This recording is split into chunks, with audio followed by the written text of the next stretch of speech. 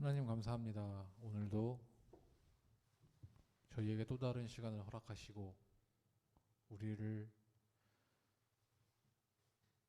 성령을 보내주시사 우리가 그 성령님의 귀 기울여 이 자리에 오게 하심을 감사드립니다. 하나님, 우리가 이 시간 주님께 조용히 나아가 주님과 교제하고 주님과 더 가까워지고 주님을 더 알아가는 귀한 시간 되게 하여 주시옵소서. 이 모든 말씀 우리 주 예수 그리스도의 이름으로 기도했습니다. 아멘.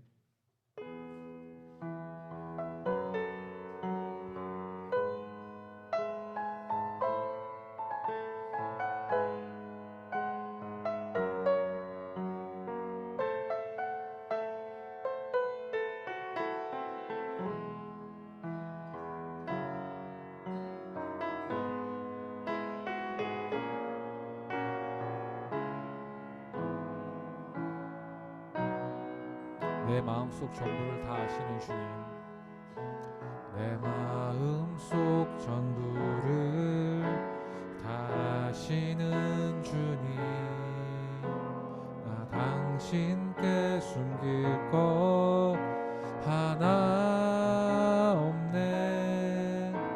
주 보좌 앞에 나아가 다 아뢰니 모든 근심과 슬픔 사라지네. 내 마음속 전부를 다 아시는 주님, 내 마음속 전부를 다 아시는 주님, 나 당신께 숨길 것 하나 없네.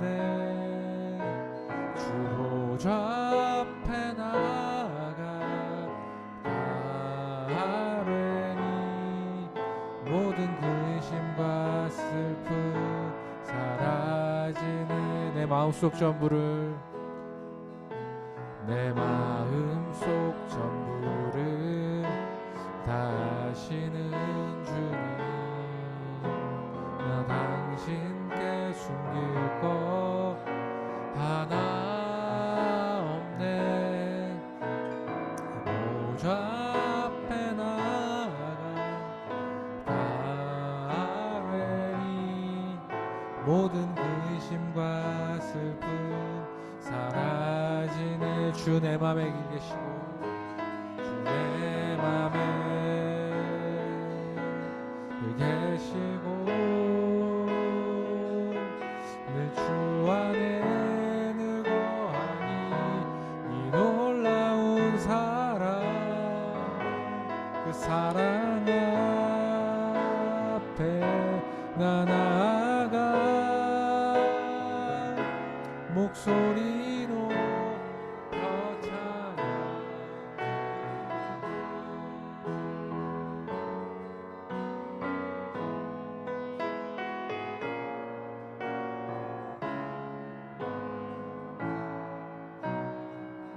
이절로 고백하겠습니다. 내가 어디에 있든, 내가 어디에 있든 주 함께 하시니 내가 서 있는 이곳 바로 천국. 주 보좌 앞에 나아가 다 절하니 주의 은혜와 사랑 넘쳐나. 내가 어디에 있던 주 함께 하시니, 내가 어디에 있든 주 함께 하시니 내가 있는 이곳 바로 천국. 주 보좌 앞에 나아가 다 절하니 주의 은혜와 사랑 넘쳐나네. 주 내 맘에 늘 계시고 주 내 맘에 늘 계시고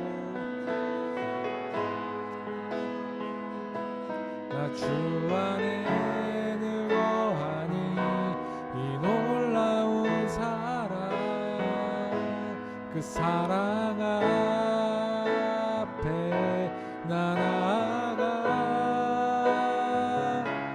목소리 높여 찬양들 주 내 맘에 늘 계시고 주 내 맘에 늘 계시고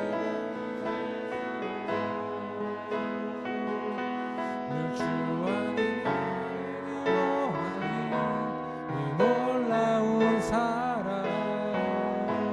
그 사랑 앞에 나 나아가 목소리 높여 찬양 드리는 주 내 맘에 늘 계시고 주 내 맘에 우리의 성령이 내 주 안에 늘 거하니 이 놀라운 사랑 그 사랑 앞에 나 나아가 목소리 높여 찬양 드리는 주 내 맘에 늘 계시고 내 주 안에 늘 거하니 이 놀라운 사랑 그 사랑 앞에 나 나아가 목소리 높여 찬양 들으네 그 은혜 보좌 앞에 그 은혜 보좌 앞에 나 나아가 경배 드리네 우리 시간에 우리 주님께 내 마음 모두를 내어놓겠습니다. 함께 고백하기 원합니다.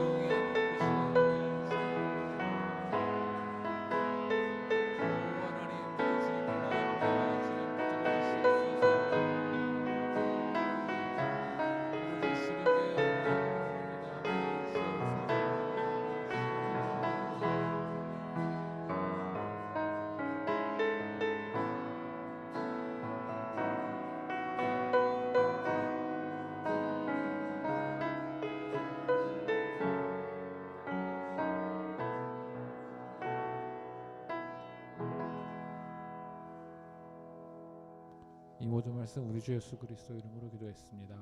아멘.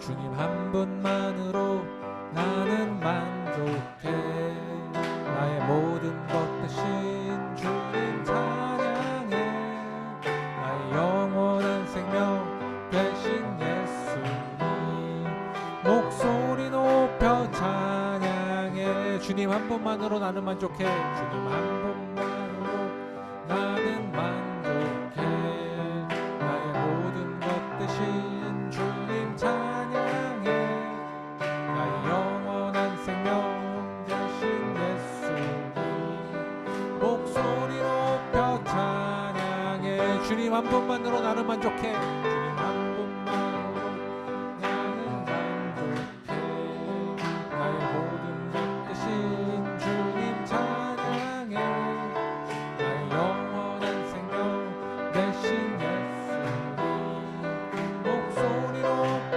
찬양해 주님의 크신 사랑 찬양해 주님의 크신 사랑 찬양해 나의 힘과 능력이 되신 주 나의 모든 삶 변화되었네 주의 크신 사랑 찬양해 사랑 찬양해. 주님의 크신 사랑 찬양해. 나의 힘과 능력이 되신 주, 나의 모든 삶 변화되었네. 크신 주의 사랑 찬양해. 믿음으로 고백하겠습니다.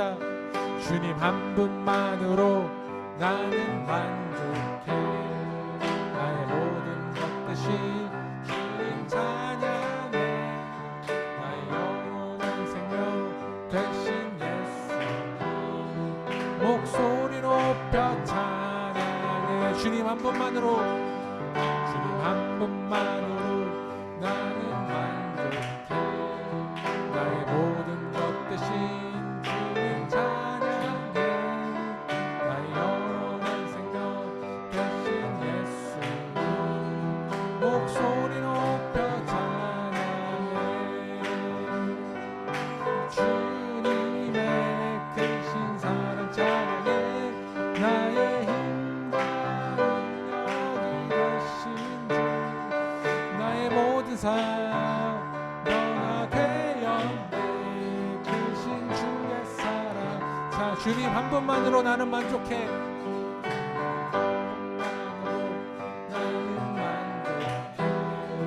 나의 모든 것 대신 주님 찬양해.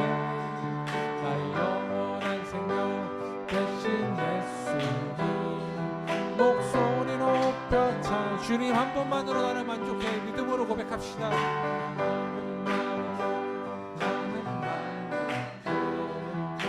모든 것 대신 주님 찬양해. 아멘. 나의 영원한 생명 되신 예수님 목소리 높여 찬양해. 주님의 크신 사랑 찬양해. 주님의 크신 사랑 찬양해. 나의 힘과 능력이 되신 주, 나의 모든 삶 변화되었네. 크신 주의 사랑. 자, 주님의 크신 사랑 찬양해. 크신 사랑 찬양해. 나의 힘과 능력이 되신 주, 나의 모든 삶 변화되었네. 크신 주의 사랑. 자, 주님의 크신 사랑 찬양해.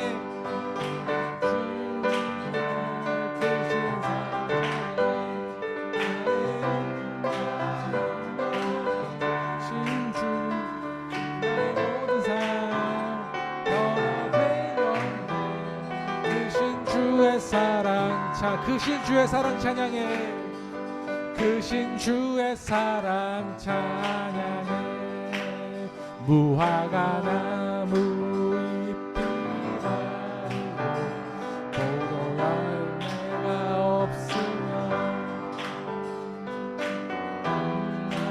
나무에 붙이고 논밭에 식물이 없어도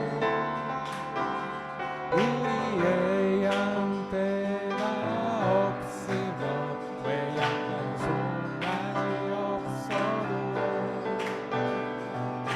난 여호와로 즐거워하리. 난 여호와로 즐거워하리. 나는 구원의 하나님을 인해 기뻐하리라. 무화과 나무 잎이 마르고 포도 열매가 없으며 감나무 나무 열매 그치고 논밭에 식물이 없어도 우리의 없으며 외양간 송아지 없어도 난 여호와로 즐거워하리. 난 여호와로 즐거워하리. 나는 구원의 하나님을 인해 기뻐하리. 다시 한번 고백하겠습니다. 무화과 나무 잎이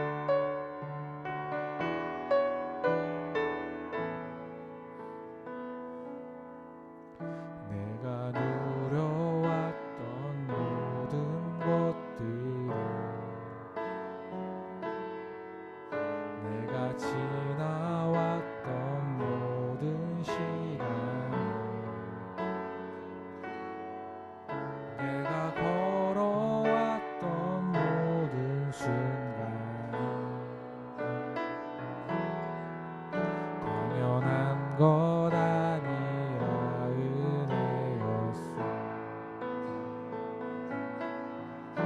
아침 해가 뜨고 저녁에도 봄의 꽃향기와 가을의 열매,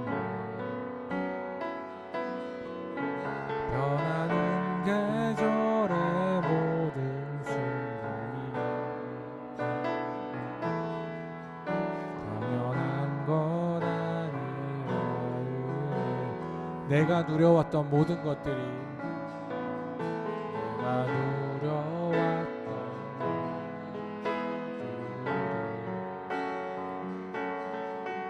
내가 지나왔던 모든 시간이,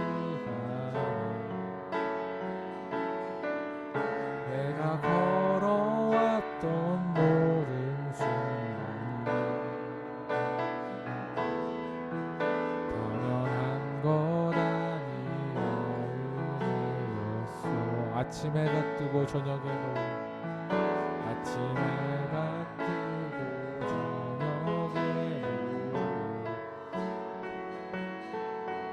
봄의 꽃향기와 가을의 열매, 변하는 계절의 모든 순간이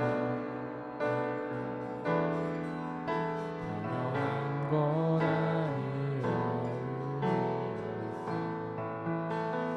은혜였소. 모든 것이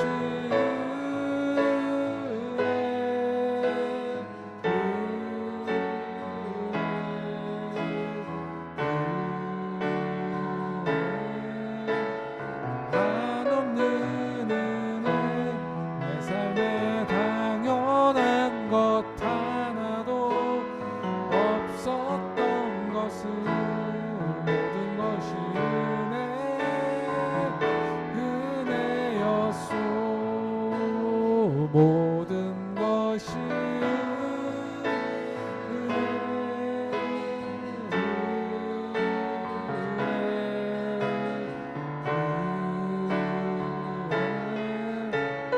한없는 은혜, 내 삶에 당연한 것 하나도 없었던 것은 모든 것이 은혜였소. 내가 이 땅에 태어나서는 어린아이 시절과 지금까지 숨을 쉬며 살며 꿈을 꾸면서 당연한 것 아니라 은혜였소. 내가 하나님의 자녀로서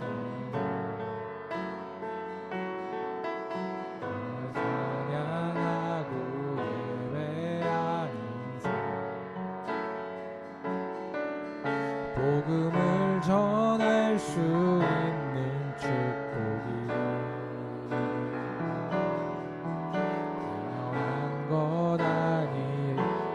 2절로 다시 한번 고백하겠습니다. 내가 이 땅에 태어나 사는 것, 내가 이 땅에 태어나 사는 것, 어린아이 시절과 지금까지 숨을 쉬며 살며 꿈을 꾸며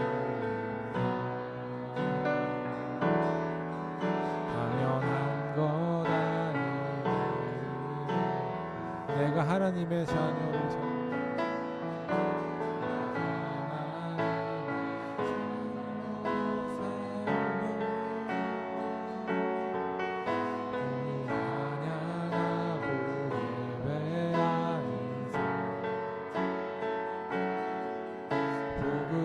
전할 수 있는 축복이 당연한 것 아니라 모든 것이 우리 주님의 은혜입니다.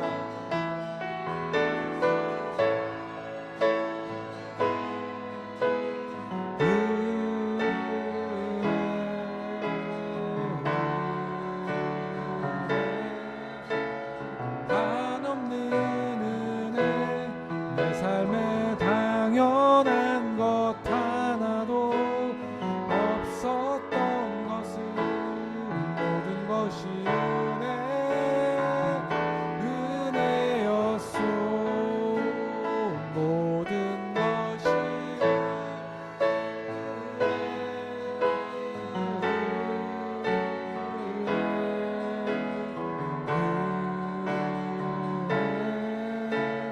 한없는 은혜 내 삶에 당연한 것 하나도 없었던 것은 모든 것이 은혜. 모든 것이 은혜. 모두 은혜입니다. 모든 것이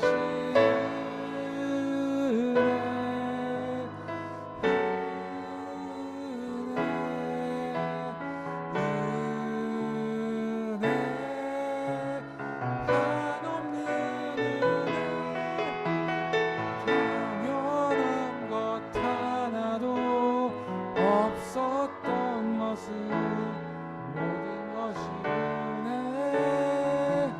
은혜였소.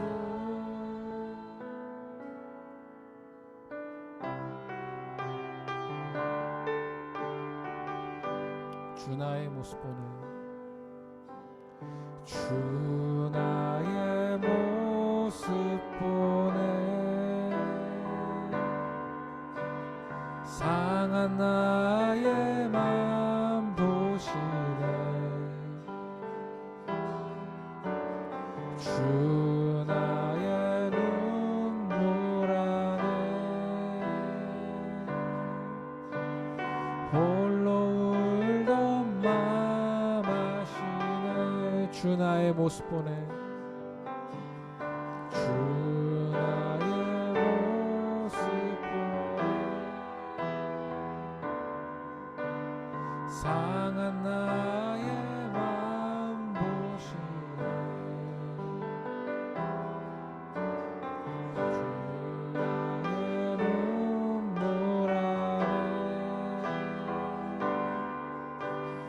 홀로 울던 맘 아시네. 세상 소망 다 사라져가도 세상 소망 다 사라져가도 주의 사랑은 끝이 없으니 살아가는 이 모든 순간이 주의 힘을 나는. 세상 소망 다 사라져가도 세상 소망 다 사라져가도 주의 사랑은 끝이 없으니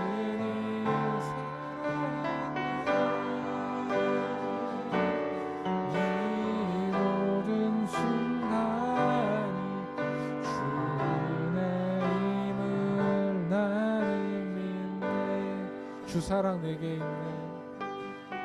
주 사랑 내게 있네. 그 사랑이 날 채우네.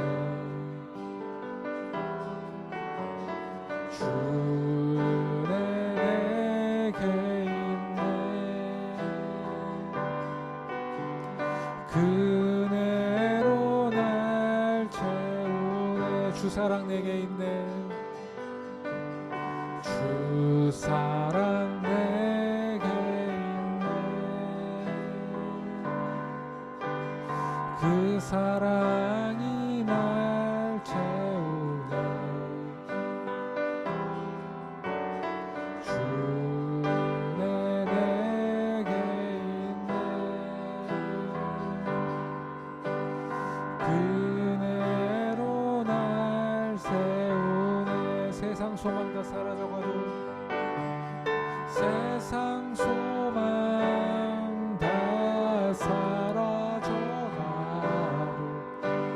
주의 사랑은 끝이 없으니 살아가는 이 모든 순간이 주의 힘을 나는 믿네. 세상 소망 다 사라져가도 세상 소망 다 사라져가 주의 사랑은 끝이 없으니 살아가는 이 모든 순간이 주 은혜의 힘을 나는 믿네. 세상 소망 다 사라져가도 세상 소망 다 사라져가 주의 사랑은 끝이 없으니 살아가는 이 모든 순간 주 은혜의 힘을 나는 다시 한번 고백합시다. 세상 소망 다 사라져가도 세상 소망 다 사라져가 주의 사랑은 끝이 없으니 살아가는 이 모든 순간이 주 은혜의 힘을 나는 살아가는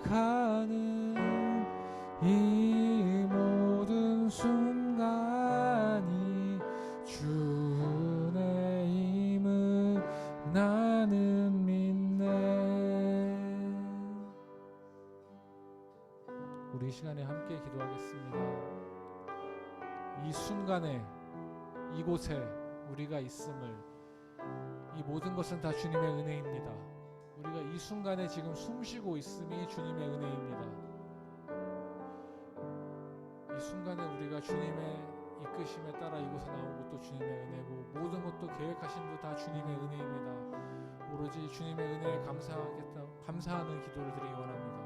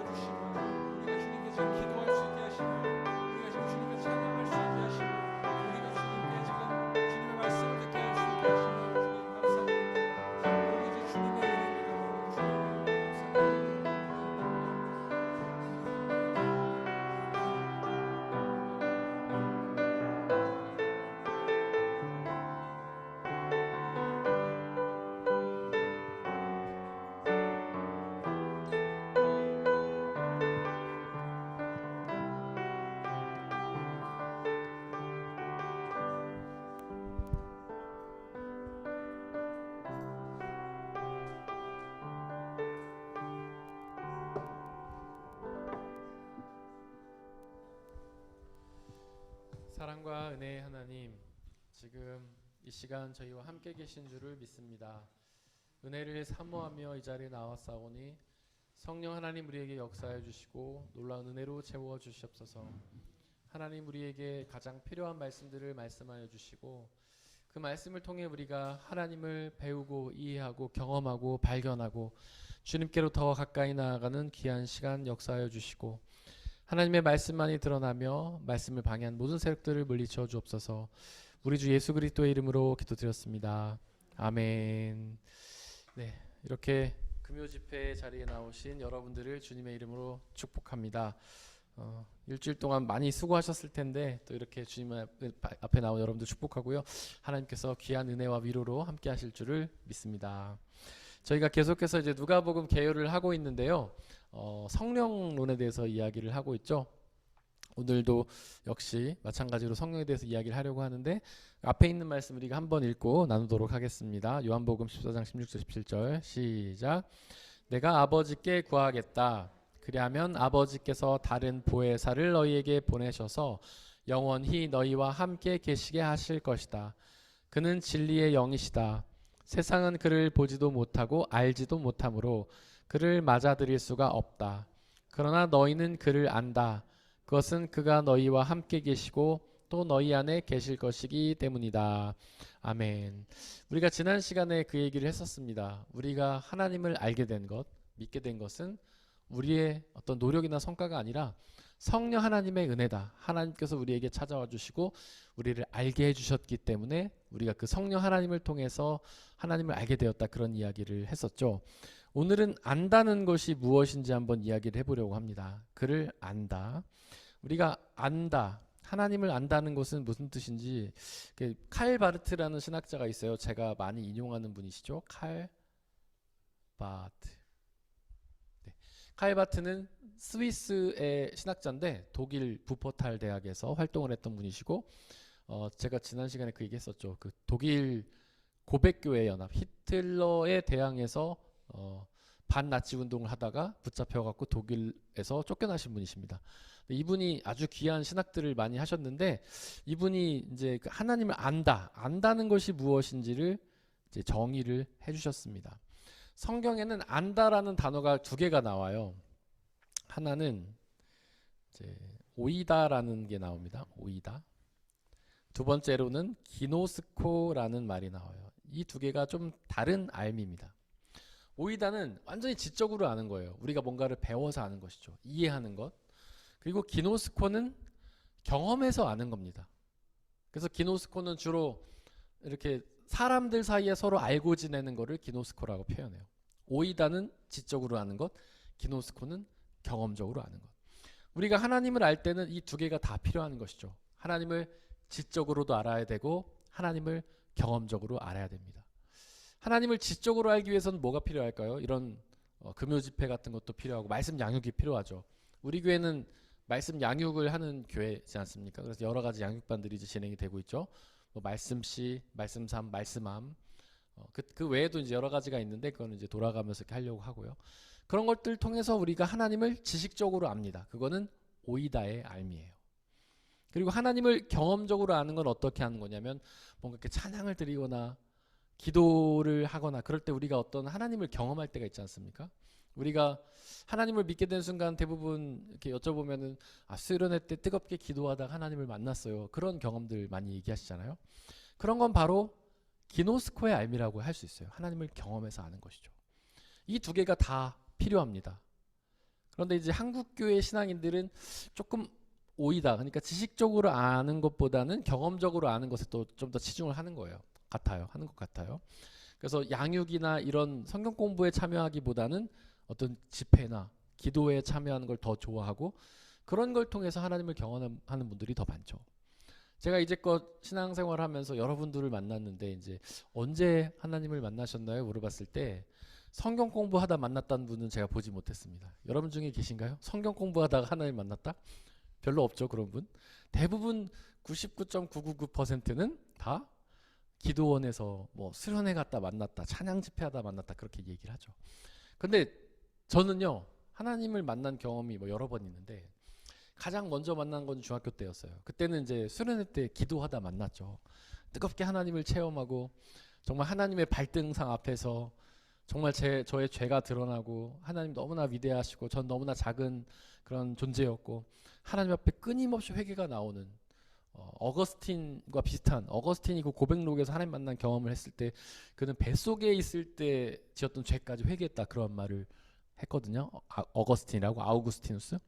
근데 저도 비슷했어요. 막 정말 그 위대하신 하나님 앞에 발등상 앞에 제가 엎드려 있는 느낌이었고 그때 그 주님 앞에 저희가 막 정말 모든 저의 죄들이 낱낱이 드러나면서 회개하는 그런 시간이었어요. 근데 또 한 번 제가 하나님을 경험했는데 도서관에서 제가 신학개학 다닐 때 그러니까 그때 이제 제가 하나님을 경험하고 주님 제가 선교사가 되고 싶습니다. 그때 그렇게 서원을 했거든요. 저는 사실 목회자로 서원을 한 게 아니라 선교사로 서원을 했어요. 뭐 딴 얘기긴 하지만 저는 지금 저희 교단에서 선교사로도 받았거든요. 그래서 저는 선교사이기도 합니다. 그때 비전을 이제 이뤘는데 어쨌거나 그래서 이제 신학대학에 들어가서 하나님을 알아야 잘 전할 수 있겠다 그런 생각이 들었어요. 1학년 때는 열심히 공부 안 했는데 1학년 2학기 들어가니까 열심히 공부를 해야겠다. 이거 하나님에 대해서 알아야 잘 전할 수 있겠다. 그런 생각이 들어가지고 제가 그때부터 좀 열심히 공부를 했어요. 도서관에서 책 읽고 그러다가. 그런데 제가 신학책을 읽다가 하나님을 경험한 거예요. 너무 큰 은혜를 받았어요. 그 교수님이 이제 지금 제가 하이델베르크를 가게 된 계기인데 하이델베르크 대학의 게르트 타이센 발음이 이렇게 안 되죠? 게어트 타이센이라는 분이셨어요. 내가 이분을 꼭 만나야겠다. 너무 그때 그 책을 읽고 예수님에 관한 책이었는데 은혜를 받아가지고 제가 이분한테 가서 꼭 배우고 싶다. 그래서 제가 그때부터 독일 유학을 준비한 거예요. 한 5, 6년 동안. 그때 그렇게 책을 읽다가 하나님을 경험했어요. 최근에 저희가 말씀 삶을 통해서 여러분들 중에는 그 말씀 삶 하신 분이 안 계시지만 말씀 삶 소문은 많이 들으셨죠?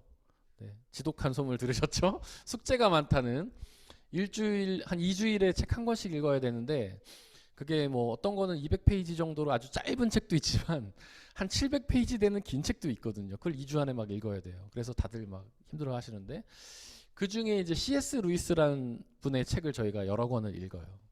근데 저희가 지난주에 읽었던 그 책이 뭐냐면 C.S. 루이스라는 분이 원래 평신도인데 어렸을 때 신앙의 가정에서 자랐어요. 근데 하나님을 뭐 반대하고 자기가 무신론자였던 시간도 있고 반신론자였던 시간도 있고 그냥 습관적인 신앙인으로 있다가 어느 순간 이분이 하나님을 믿게 된 거예요. 근데 이분이 어떻게 하나님을 믿었냐면 그 어떤 책에 이제 자기 자서전을 쓴 책이 거기 고백하고 있는데 자기가 하나님이 없다는 걸 증명하기 위해서 공부하다가 하나님을 만난 거예요. 그래서 이분이 도서관에서 열심히 공부를 한 거예요. 내가 하나님이 없다는 사실 증명해봐야겠다. 이 세상의 크리스찬들한테 너네 지금 헛짓하고 있는 거야. 너네 하나님 믿지만 하나님 없다라고 이야기를 하려고 열심히 공부하다가 하나님을 만난 거예요. 그래서 이분이 평신도신데 기독교 변증가가 됐어요. 그래서 하나님을 반대하는 사람들, 하나님을 믿지 않는 사람들에게 복음을 전하려고 막 노력하는 그런 복음 전도자가 된 거예요. 이분도 하나님을 신학 공부를 하다가 만난 거죠. 그래서 우리는 이 두 가지가 다 있어야 되는 거예요. 오이다의 암 그리고 기노스코의 암. 하나님을 기도원이나 어떤 찬양 집회를 통해서 기도를 통해서 하나님을 경험하는 것도 필요하지만 그런 공부를 통해 성경 말씀을 묵상하다가 혹은 이런 금요 집회를 통해서 하나님의 말씀을 깊이 배우다가 혹은 여러분들 스스로가 신학책이나 신앙서적을 읽다가 하나님을 경험하는 일들이 다 있어야 된다는 거죠. 그 두 개가 같이 가야 돼요. 왜냐하면 두 개가 균형을 맞추지 않으면 우리는 잘못된 길에 빠질 수가 있기 때문에 그래요. 한국에 이단이 되게 많잖아요. 한국이 전 세계에서 이단이 제일 많거든요. 근데 그 이단에 빠지는 사람들 보면요. 신앙이 없던 사람들은 거의 없어요. 다 교회 다니던 사람들이 이단에 빠집니다. 신천지 가보면 거의 90% 이상은 일반 교회 다니던 사람들이에요. 근데 그들이 왜 이단에 빠졌냐면 교회는 열심히 다녔어요. 그런데 알미 부족해서 그런 겁니다. 신학적으로 어떤 성경적으로 알미 부족해서 신천지가 성경을 약간 왜곡해서 가르치는데 그게 진리인 줄 알고 넘어간 거죠. 뜨거움은 있었어요. 막 기도원에 가서 찬양 집회 가서 뜨겁게 하나님을 경험하는 것에는 집중했지만 지식적으로 오이다의 알미 없었기 때문에 그들이 신천지에 빠지게 된 거예요. 신천지 가면요 공부 진짜 힘들게 시킵니다. 거기 맨 처음에 가면은 주로 전도하는 게 그 성경 공부방이라고 해가지고 일주일에 한 번씩 모여서 성경 공부하잖아요. 그 사람들 시험도 진짜 많이 보고 제가 신천지에 빠졌던 분하고 한 6개월 정도 성경 공부를 한 적이 있어요. 근데 그분의 가족이 저한테 부탁을 한 거예요. 이분이 신천지에 빠졌는데 아무리 설득해도 안 나온다는 거예요. 그래서 목사님이 한번 이분을 데리고 좀 설득을 해봐라. 그래서 자기랑 딜을 했대요. 저하고 성경 공부를 하고 나서도 신천지가 믿어지면은 너 계속 가. 대신 안 믿어지면은 나와. 이렇게 딜을 했다는 거예요. 근데 제가 부담감이 굉장히 커서 열심히 준비를 해서 만났는데 저는 깜짝 놀랐어요. 이분이 성경을 너무 많이 아는 거예요. 어느 구절에 무슨 말씀이 있고 그걸 잘 알아요. 근데 해석을 엉망진창으로 하는 거죠. 성경을 잘하는데 해석을 이상하게 하는 거예요. 이단이란 게 그런 겁니다. 처음에는 저희랑 똑같아요. 끝이 달라져요. 그래서 보혜사를요 이만희라고 해석하는 거예요. 제가 얘기했죠. 보혜사가 누구를 의미하는 겁니까? 보혜사? 예수님과 성령님이잖아요. 그거를 이만희로 해석을 해요. 그래서 예수님께서 내가 또 다른 보혜사를 너에게 보내줄게. 이거를 이만희로 해석을 해요. 그렇게 믿고 있는 거예요. 그래서 6개월이 끝났는데 제가 성공했을까요? 실패했을까요? 죄송합니다. 실패했어요. 그분이 물음표를 남기고 떠났어요. 근데 그런 말은 하더라고요. 자기가 이제 신천지에 어렸을 때 교회 다니고 안 다니다가 신천지에 빠졌는데 신천지에 가면은 기존 교회는 다 악마라고 배운다는 거예요. 사탄의 소굴이라고 배운다는 거예요. 목사들 다 썩었고 다 돈만 밝히고 거기 성도들 다 뭐 사악한 집단이 그렇게 배운대요. 근데 저하고 6개월을 하면서 그거는 깨졌대요. 아 기존 교회 목사들이 다 썩었고 교회가 다 썩었고 뭐 복음이 없고 이거는 아니라고 자기가 생각한대요. 근데 이만희가 보혜사라는 점에 대해서는 자기가 흔들리지는 않는다는 거예요. 제가 저의 성경 공부가 그렇게 만들지 못했다는 거예요. 제가 막 보혜사에 대해서도 이야기하고 엄청 얘기를 했는데도 끝까지 그분이 제 논리로 그분을 이기질 못했어요. 제가 그때 그걸 알았어요. 아, 이 공부가 진짜 중요한 거구나. 신천지한테 그렇게 세뇌 교육 받은 사람 거기서 절대 아무리 우리가 기독교적인 교리를 해도 안 넘어오는 거예요. 그래서 우리도 양육에 정말 열심히 했다. 우리 성도들도 신천지만큼 강하게 제가 그렇게 하지는 못하지만 어쨌든 그런 교육이 필요하다. 알미 필요하다. 하나님을 지식적으로 알지 않으면 이단에 빠지는 거예요. 신천지뿐이 아니에요. 통일교도 마찬가지고 우리나라 이단 진짜 종류 많잖아요. 제가 다 모르는데 그 이제 이단 잠깐만 연구해 보면 막 그 통일교 신천지 이 사람들이 다 같은 뿌리에서 다 나온 거예요. 옛날에 같이 다 신앙생활하던 이단 교회에서 신앙생활하던 사람들이 다 자기 종교를 세운 거예요. 다 친척들이에요. 다 친구들이에요. 그러니까 그런 것을 우리가 그들이 이제 하는 전법이 똑같아요. 다 세뇌 교육을 시키는 거예요. 알미 중요하다는 걸 그들이 아는 거죠. 그리고 그들은 기도 찬양도 엄청 뜨겁게 합니다. 두 개가 다 중요하다는 걸 아는 거예요. 근데 우리 한국 교회는 약간 너무 치우쳐 있어요. 심지어 신학 공부가 필요 없다고 얘기하는 목사님도 있어요. 야, 그냥 뜨겁게 믿으면 되지 왜 공부가 필요해? 여러분들도 혹시 그런 얘기 들어본 적 있지 않으세요? 뭔가 질문하고 궁금해하면 알 필요 없어. 그냥 믿으면 돼. 그냥 기도해. 이렇게 얘기 들어보신 적 없어요? 많은 분들이 그랬어요. 뭔가 목사님한테 궁금해서 질문하면 알 필요 없어. 그냥 믿으면 돼. 이런 질문을 많이 한단 말이에요. 그렇지 않습니다. 우리는 지식적인 알미 필요하고 경험적인 알미 필요해요. 그래서 우리 금요 집회는 일반 다른 교회 집회랑 좀 다르죠. 제가 뭐 설교를 이렇게 할 때도 신학적 내용을 많이 얘기하잖아요. 계속 반복적으로. 그것들을 알아야 건물의 기초를 세우는 것과 똑같아요. 그래서 우리가 어떤 이단적인 공격이 들어왔을 때도 넘어지지 않기 때문에 이런 것들을 하는 거예요. 주일 예배 때는 이런 걸 다 말할 수가 없기 때문에 제가 금요 집회 때 혹은 다른 양육 시간에 이런 것들을 하는 겁니다. 그래서 금요 집회에 참여하신 여러분들은 정말 잘하고 계신 겁니다. 오이다와 기노스코. 그래서 이 바르트라는 학자가 5가지로 알을 정리했어요. 첫 번째는 뭐냐면 하나님을 알다예요. 하나님을 안다. 여기서 안다는 오이다의 암, 기노스코의 암 다 포함이 되겠죠. 근데 중요한 건 여기서 하나님을 안다는 거예요. 너무 당연한 얘기 같죠. 하나님을 안다는 게 당연한 것 같죠. 근데 당연하지가 않아요. 많은 한국교회 성경, 뭐 한국교회뿐만 아니라 많은 성경 교육의 문제가 뭐냐면 성경 지식을 전하는데 하나님에 대해서 별로 가르치지 않는다는 거예요. 우리가 배우는 거는 아브라함이 어떤 사람인지 요셉이 어떤 사람인지 이런 거 많이 배우지만 하나님이 어떤 분이지에 대해서는 별로 많이 배우지 못한다는 거예요. 제가 많은 분들에게 묻습니다. 우리 말씀 암 과정하면 첫 과가 하나님에 대해서 배우는 거예요. 하나님이 누구신지에 대해서 배우는 거예요.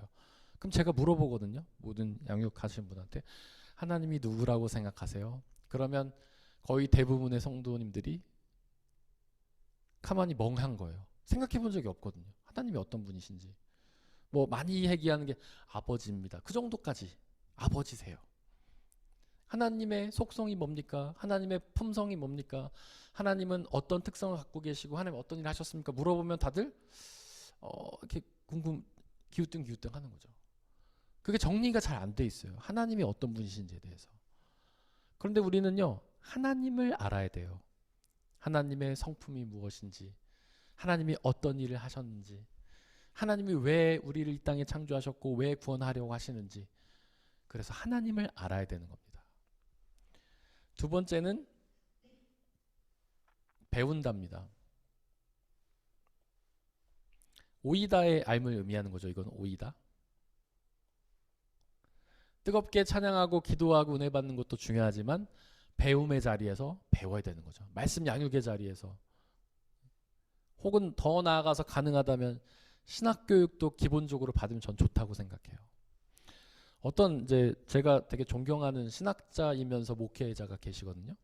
그분은 평신도의 신학화를 주장해요. 평신도의 신학화. 그래서 그분 교회 성경 공부는요, 신학 수업이에요.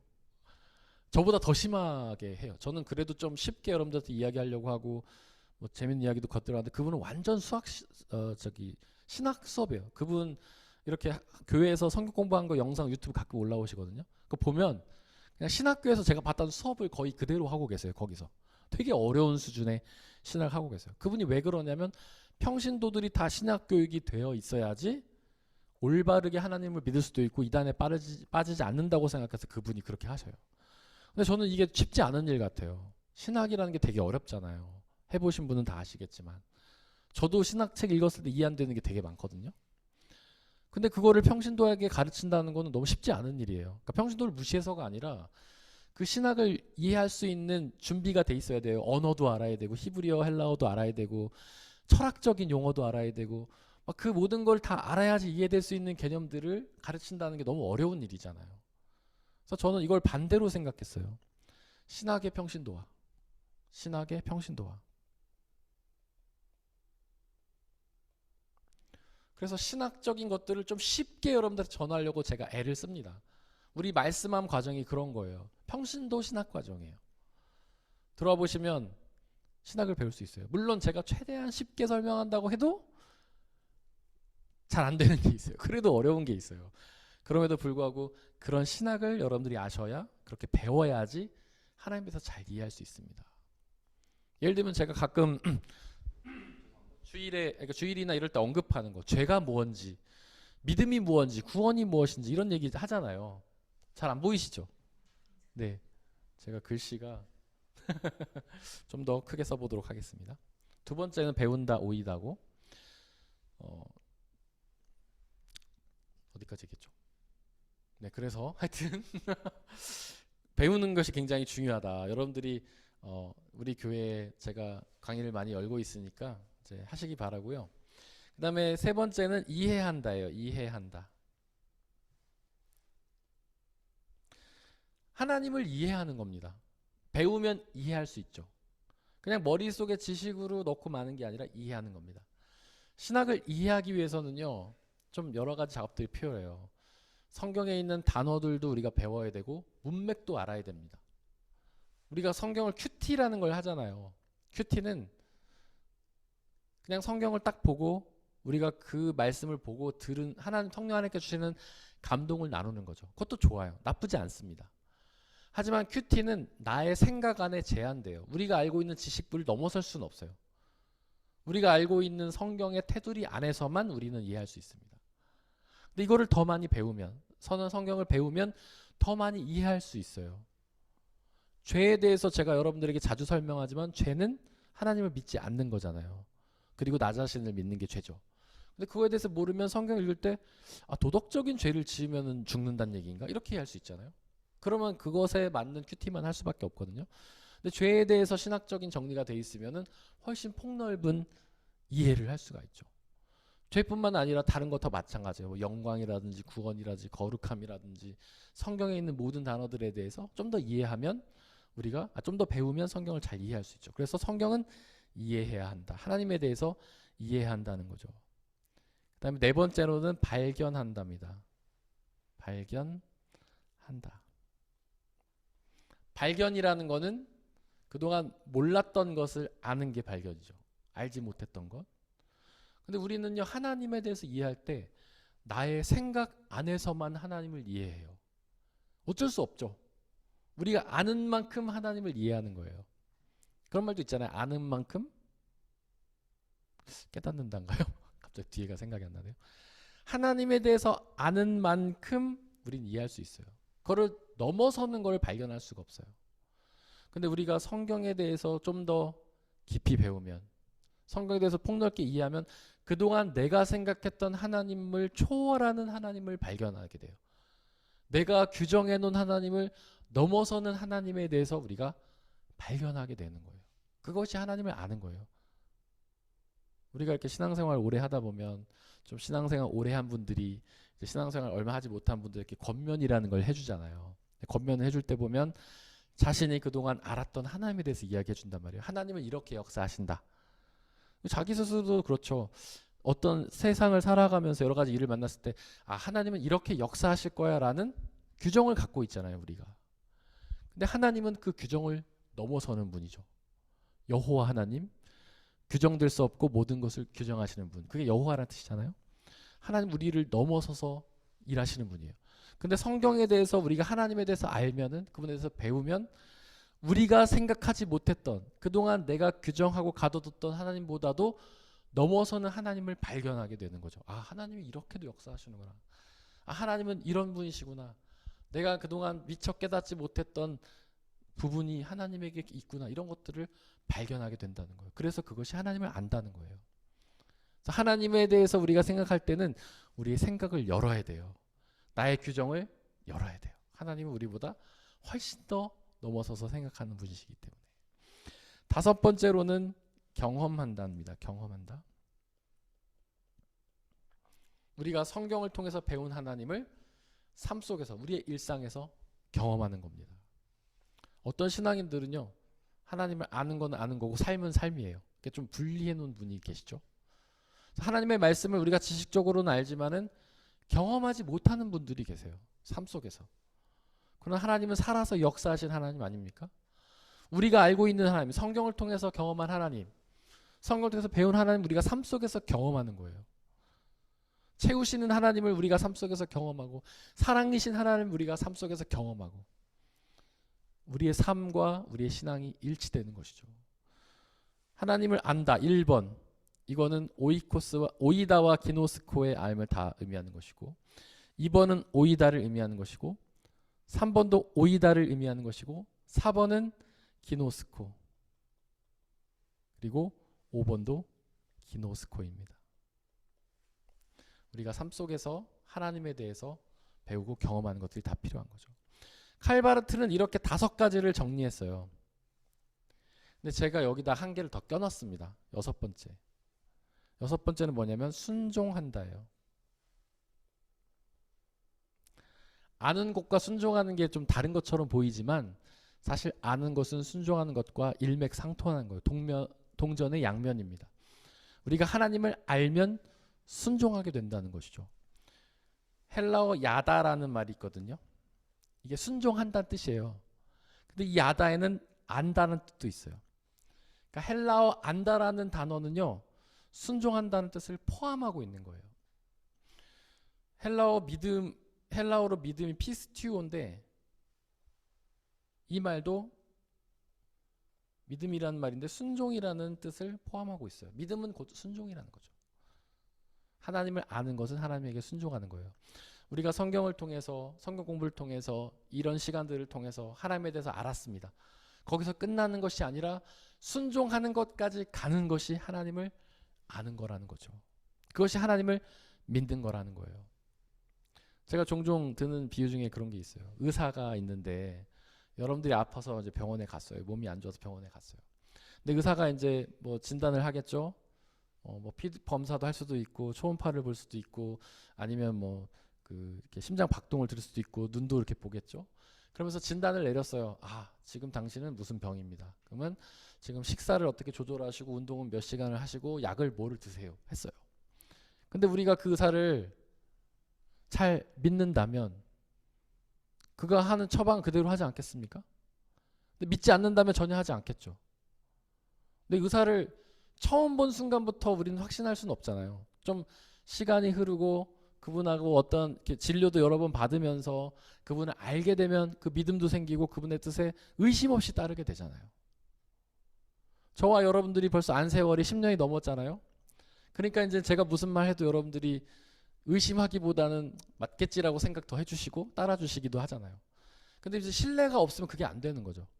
그래서 아는 것은 곧 순종이다. 믿는 것은 곧 순종이다. 그래서 이 6가지가 하나님을 안다는 것이에요. 바로 이렇게 알게 하시는 분이 진리의 성령님이라는 거죠. 우리가 하나님을 알기 위해서는 성령 하나님의 역사가 있어야 된다는 거예요. 6가지가 글씨가 보이십니까? 잘 안 보이시지만 제가 한번 얘기해 볼 테니까 따라서 해봐 주시면 감사하겠습니다. 하나님을 안다는 것은 첫 번째로 하나님을 안다. 네. 두 번째 배운다. 세 번째 이해한다. 네 번째 발견한다. 다섯 번째 경험한다. 여섯 번째 순종한다. 네. 이렇게 우리가 하나님을 알아야 하는 것이고 그런 알을 성령 하나님께서 도와주신다는 거죠. 이제 이런 노력들이 어떻게 보면 우리가 해야 되는 걸라고 생각할 수 있어요. 하나님을 배우는 것, 아는 것, 기노스코의 암도 오이다의 암도 다 성령 하나님의 도우심이 필요합니다. 우리는 오이다의 암을 내 능력으로 하는 거라고 생각할 수도 있겠지만 성령 하나님의 도우심이 없으면 우리는 그 하나님을 알 수가 없죠. 알려고 하는 마음도 안 생기고 배웠을 때 깨닫지도 못하고 이해하지도 못하는 겁니다. 오이다 기노스코의 암, 경험적인 암도 마찬가지죠. 성령 하나님께서 우리 가운데 오셔서 우리를 감동해 주셔야지만 우리가 그 하나님을 깨달을 수 있잖아요. 그래서 아는 것도 전적으로 성령 하나님의 은혜다. 그래서 우리가 하나님을 알기 위해서는 성령 하나님께 도우심을 구해야 한다는 것입니다. 이 시간에 함께 찬양하면서 기도하겠습니다.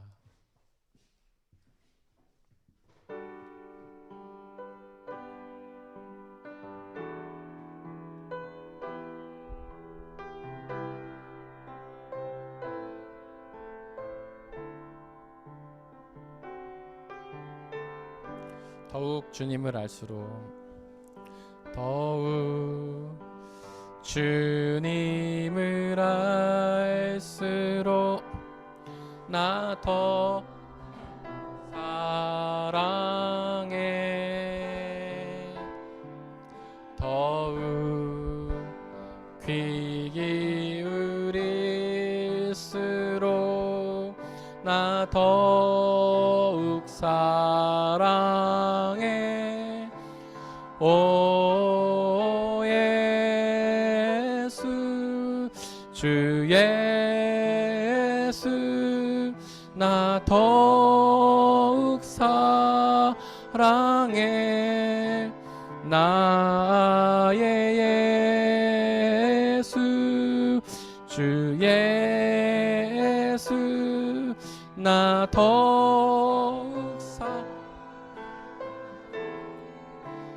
나의 주를 더욱 주님을 알수록 더욱 주님을 알수록 나 더욱 사랑해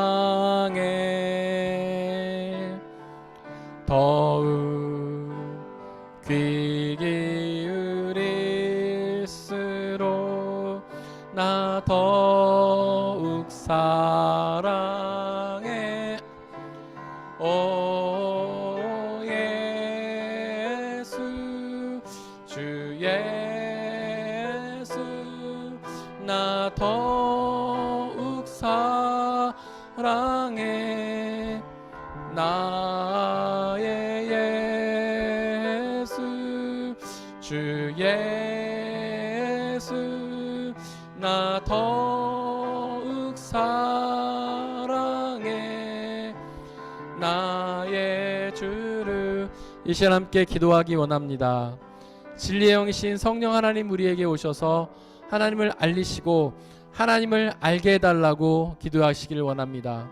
하나님을 지식적으로 알고 하나님을 경험적으로 알아서 그 하나님의 진리에 더욱 가까이 가며 그 진리가 주시는 참된 구원과 참된 자유와 기쁨을 누리게 해달라고 이 시간 함께 기도하겠습니다. 사랑과 은혜 하나님 시간 간절히 기도합니다. 성령 하나님 우리에게 함께하여 주시고 우리에게 진리의 말씀들을 알려주시옵소서. 하나님을 우리에게 알려주시옵소서. 하나님을 알게 하여 주시고 하나님을 배우게 하여 주시고 하나님을 이해하게 하시고 하나님을 경험하게 하시고 하나님을 발견하게 하시고 그 하나님께 순종하며 나아가는 우리가 되게 아버지 역사하여 주옵소서. 그렇게 하나님을 아는 일은 우리의 능력으로 되지 않는 것을 고백합니다.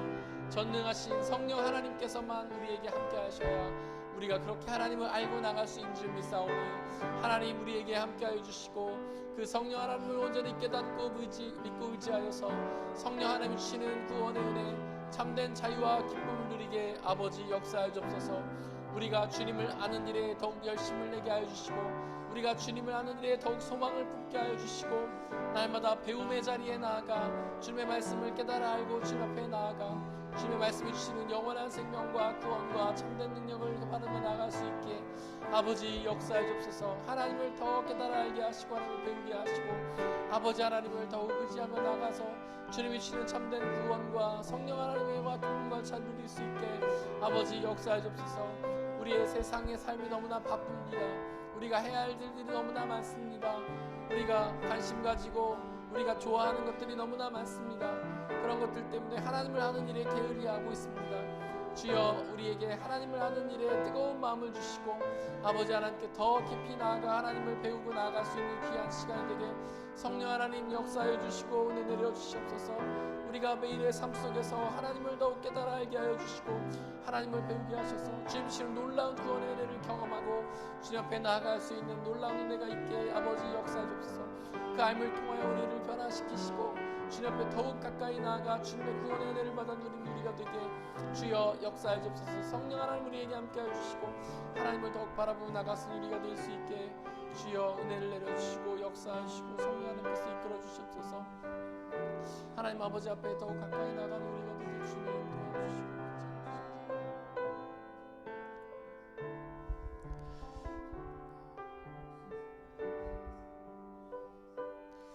지금 이 세상에 커다란 아주 큰 지진이 일어나서 튀르키예와 시리아에 있는 사람들이 너무나 많이 죽고 다치고 아파하고 있습니다.